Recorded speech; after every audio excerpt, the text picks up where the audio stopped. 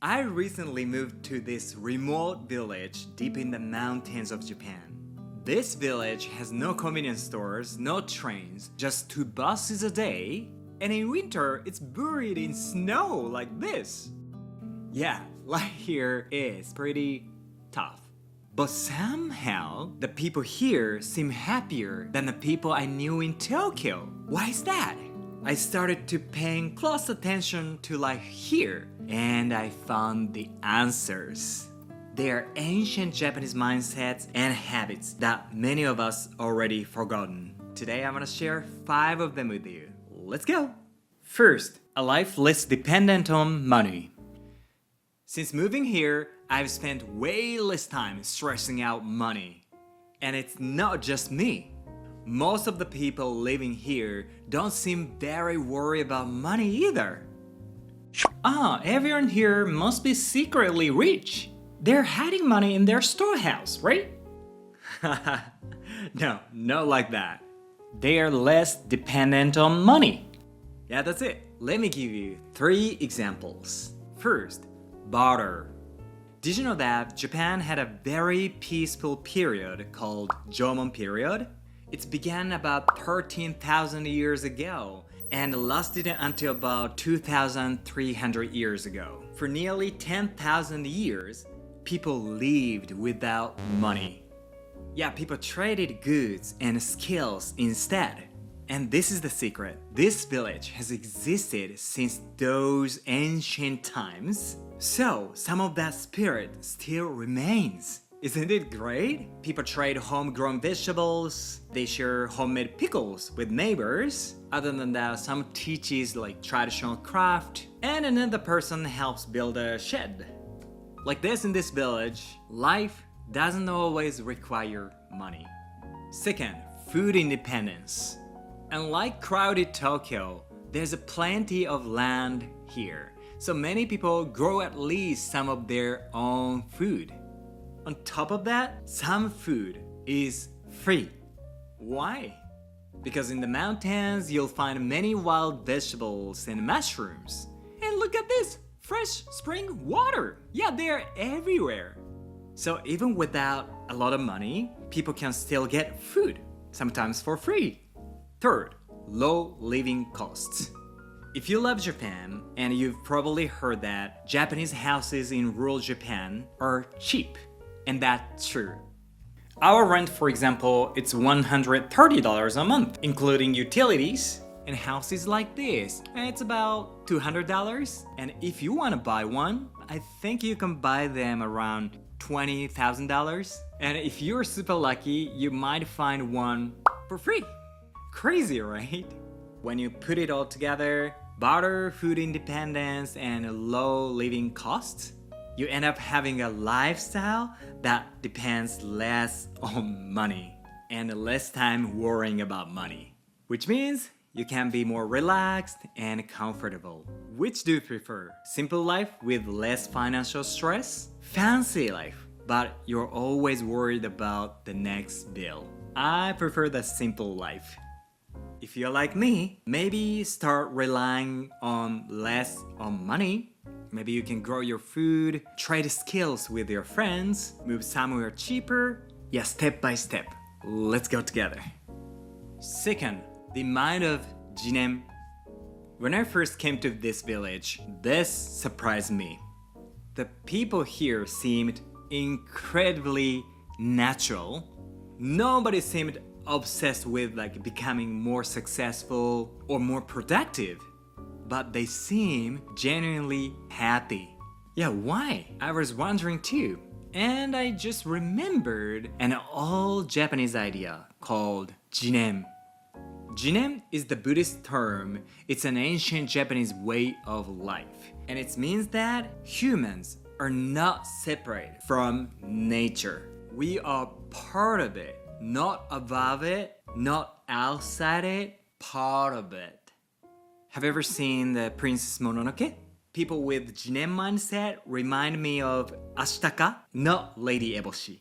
Lady Eboshi sees nature as something to control. On the other hand, Ashitaka sees himself as part of nature and lives a harmony with it, right? That's the mindset of Jinen. And I realized that living with Jinen is one of the big keys to being yourself. Why? Because nature never tries to be anything other than what it is. A tree doesn't force itself to grow faster, yet it's beautiful. A river doesn't try to flow uphill, yet it's beautiful. The flowers, the wind, the rain, they're all beautiful simply by being themselves, right? And the point is, you are part of that same nature, which means you don't need to be rich or have more things to be worthy. Just like tree or a river, you're already beautiful as you are. Third, teshigoto. In Japan, there's a word called teshigoto. It means handwork. Yeah, think of traditional craftsman and swordsmith. Yeah, that's all teshigoto. Because this village is so remote and inconvenient, many of these teshigoto are still alive. And I really think this is one of the big secrets to a fulfilling life. Why? Because I realized it gives you the feeling that you are creating your own life. For example, when I dyed my own clothes for the first time, I was kind of super happy and really fulfilled. Oh, I could dye my clothes. Yeah, like that. In this village, there are many teshigoto workshops. So sometimes making traditional pants called tatsuke and sashiko stitching. You know what it is? Yeah, whenever I visit the workshop, students seem to be struggled and it takes time, but when they finish it, they all smile and they feel so accomplished. So, if you spend a lot of time scrolling on social media, maybe put your phone down and try to creating something. I think it might bring more joy into your life. Fourth, living like family. There's a slogan in this village. This village is one family. At first I thought it was just a slogan, but they actually live it. For example, just the other day, my neighbor suddenly stopped by our house and said, "Hey, I'm run out of soy sauce. Can I borrow?" Or like when Oba-chan, like older lady, came up and said, "Hey, look at this. We grew these corns. Take as many as you want." Well, like, because everyone feels like family, the kids in this village play with everyone in this village. Yeah, they hang out with her and him, everybody. Isn't that dangerous for kids? I think, yeah, for example, in big cities like Tokyo, yeah, because there are simply many strangers. But here, it's different. People know each other, trust each other like a real family. Look at me, I'm a pretty weird guy, wearing kimono and fundoshi.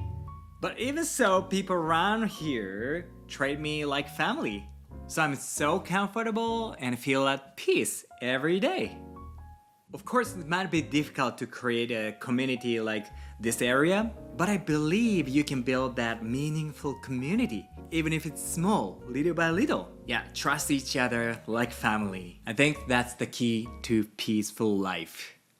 Fifth, the spirit of give and give. You know the phrase give and take, right? You help someone and kinda you expect something in return. It's beautiful, but people here seem to live by a slightly different idea. I found it and I call it give and give. Yeah, it means you give something without expecting anything back. You just give. For example, she always gives us vegetables from her garden. Yeah, she always like, take it, take it. Or I found local kids volunteer to clear snow out from the bus stop. And for me, recently, one of my friends wanted to make matcha cookies, so I gave all of my precious matcha for free. Something like this. I didn't expect anything in return. And not just me, anyone in this village. Yeah, they simply want to help. They simply want to see someone smile. But wouldn't you get exhausted if you're always giving? Yeah, that's what I thought too. But here's the secret. Almost anyone has the spirit of giving.